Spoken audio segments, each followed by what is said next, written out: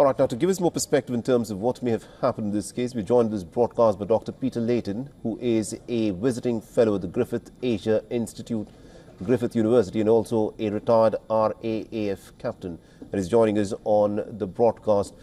Now, Dr. Layton, thank you very much indeed, sir, for taking time out and speaking to us here on WION. And let me actually ask you this, with the reports and also the preliminary investigation that is now putting out some more information with respect to what has happened, in your assessment, what do you think resulted in this plane getting crashed?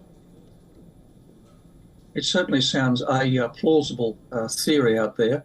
It would seem that the aircraft unfortunately arrived at Grozny when the Ukrainians were attacking the town with drones and possibly missiles, and the Russian air defense system mistook the civilian aircraft for a drone and shot the civilian aircraft down. Now, the Russian missile systems sometimes are operated in an automatic mode, so it is possible that there was no humans involved in this, but rather that the radar-guided surface-to-air missile system acted by itself.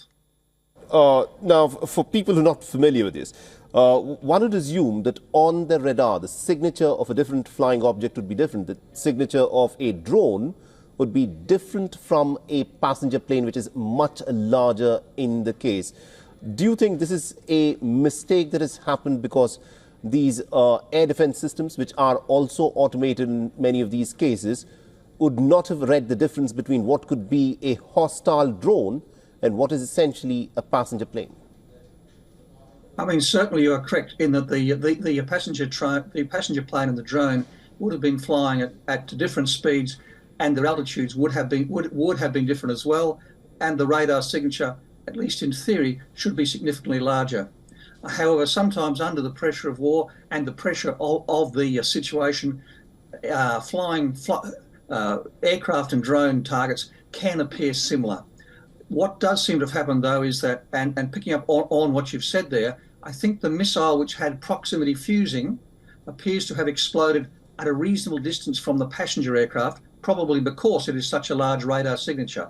And because it exploded such a long way away, the fragments of the missile warhead did not cause that much damage. So the aircraft was able to be crash landed later. So that meant that the aircraft did not, if you like, fall out of the sky overhead Grozny. Interesting. And my final question to you, Dr. Layton, is this. Considering that there was somewhat, the Russians have described as hostile drone activity, which was aimed towards the city of Grozny, which is what resulted in this plane taking a diversion. For people who are not very familiar with this, how does this work? Do the civil aviation airlines know as to when there could be hostile drone and missile activity and they would not fly through those air paths? How does it work? Can it just suddenly break out of nowhere and they get caught up in the middle of this kind of action? It is up to Russian air traffic control to advise approaching commercial aircraft of what is happening within Russian airspace.